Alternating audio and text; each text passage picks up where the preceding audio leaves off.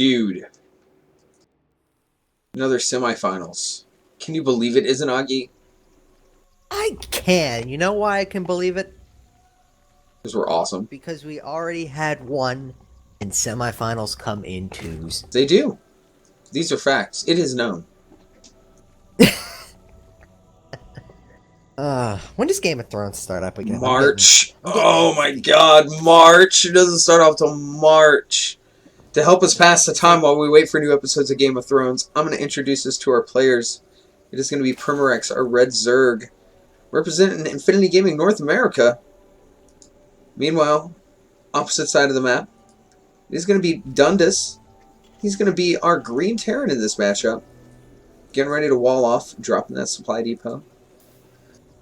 Oh, that didn't take up enough time. March is still a super long time away, man. Yeah, I mean, I got so many shows off the docket right now. I mean, let's see. The Newsroom is off for God knows how long. Doctor Who off for God knows how long. Let's say Game of Thrones off for. I mean, it's just like everything I want to watch is off season. Everyone's like, you should get into that Breaking Bad show. I'm like, no, I'm good. Breaking Bad ended. Yeah, but it's Ended on quite Netflix. well. Oh yeah, that's right. It is on Netflix. Nothing really going on with Primorix. Finally drops his natural. Yeah, but the opening stages of TVZ are a quiet one, as it were. Especially on such a huge map. Oh, CC first. CC first. Dundas going CC first. I agree with that. CC first and Reaper Expand, basically two sides of the coin that you get to flip when you play TVZ. Personally, I like CC first. The only problem I have with it is it's so tough to defend a lot of the all-in Zerg have. When you go CC first, I mean, because we all remember the innovation versus sulky thing. CC first, all in. CC first, all in. CC first. Do I sound like a broken record yet? By the way, that reminds me. Who do you got to win BlizzCon, Morse? Deer.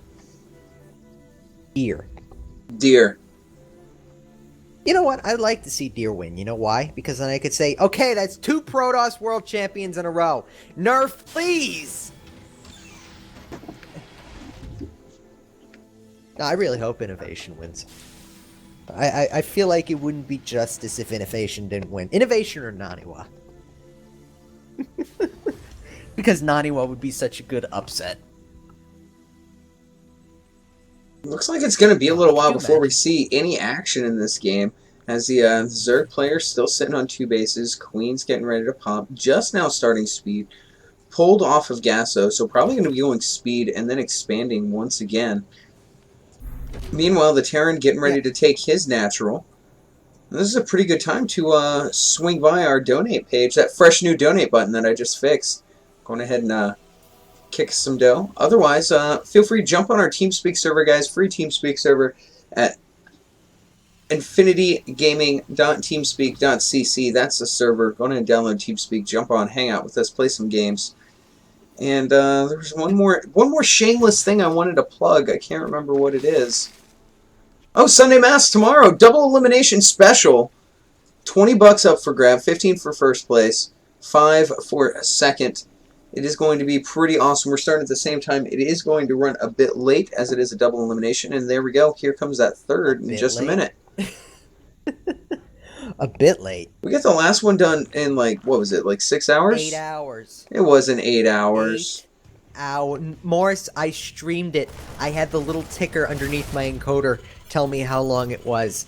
Right after we passed 7:30, I was like, okay, we're closing in on 8 hours of casting. I remember that you do not forget first time you have to do 8 straight hours of casting. You just don't. Remember when WCS first came out and that one dude over in Europe like casted all of their stuff for like 2 days straight? I don't recall that. I don't remember his name, but he did an amazing job. Can't have been that insane. That's cruel, man. That's cruel. It's not as cruel. Dundas Go ahead. I got a story though. Dundas getting his double eBay and stim on the way. A little later than usual. Normally stim started about 6:30. This Reaper's going to work on this third here though, and Roach Warren. I like Roach Warren. As a Terran anyway. As a Terran, I hate going against Ling Bling Muta. I prefer Roach Hydra every day of the week. Much less APM intensive, thank you very much. Of course, I could always just play Protoss if I wanted to be completely APM. Anyway, Morris, you had a story. Oh yeah, alright, so if you haven't heard of the Dead Milkmen, they're an awesome, that Reaper is dead. They're a really cool punk rock band from Wisconsin. And one day I was downtown in Des Moines, hitting some clubs, and I hear some Dead Milkmen coming from the Vaudeville Muse. And I go in, and I hear what I thought at the time was the best tribute band to the Dead Milkmen I had ever heard in my entire life.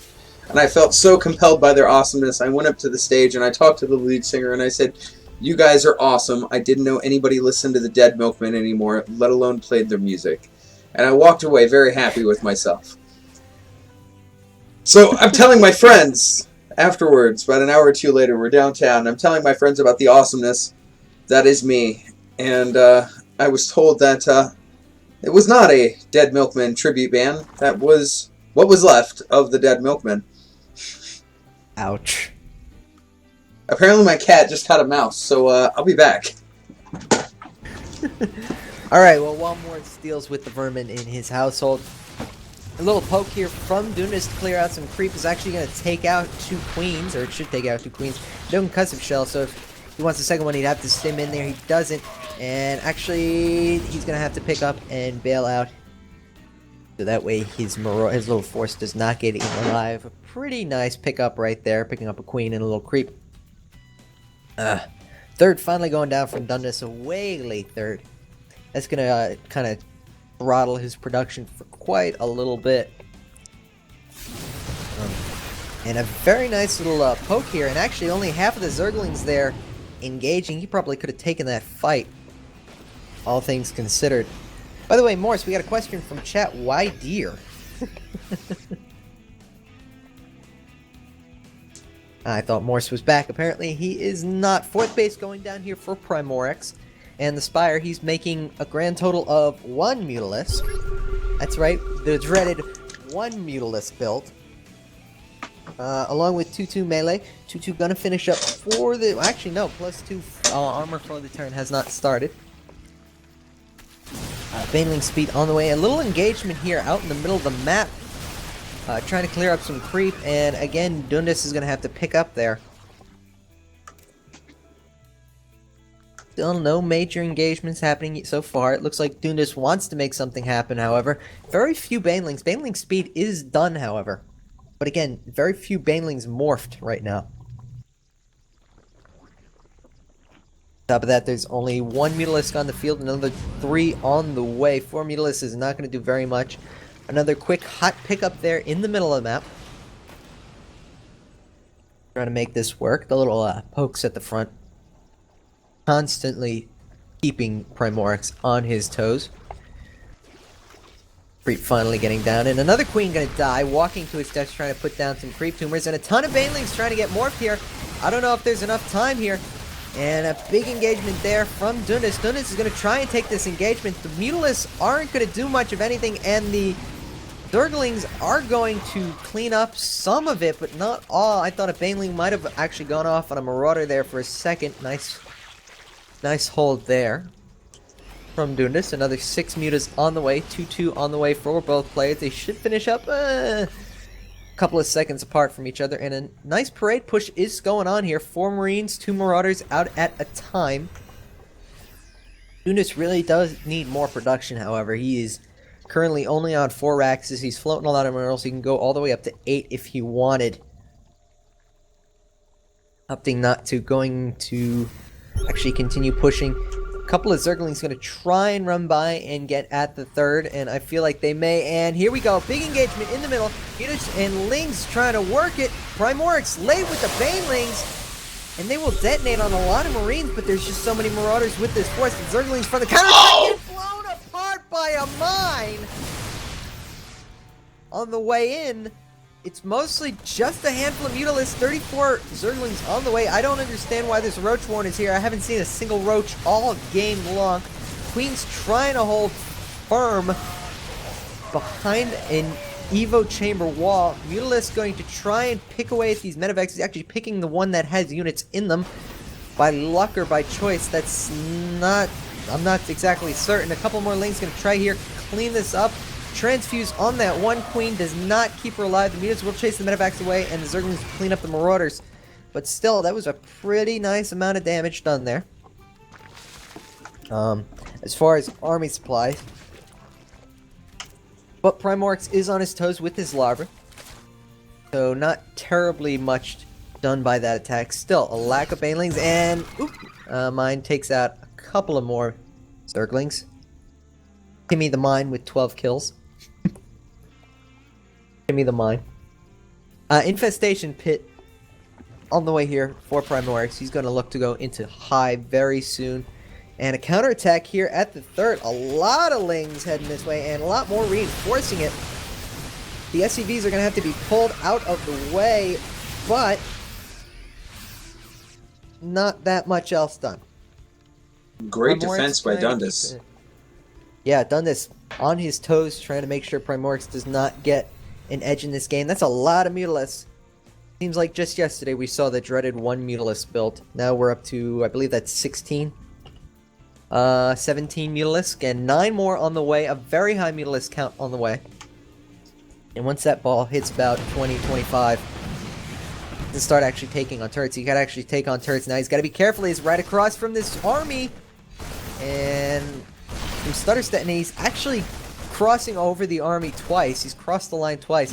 Zerglings and Banelings trying to roll in here. A couple more Banelings morphing right in front of the army. That's bold right there. And a mine goes ahead and takes down all of those Banelings. Okay, not all of the Banelings, but most of the Banelings get taken out by the Marauders and the Marines.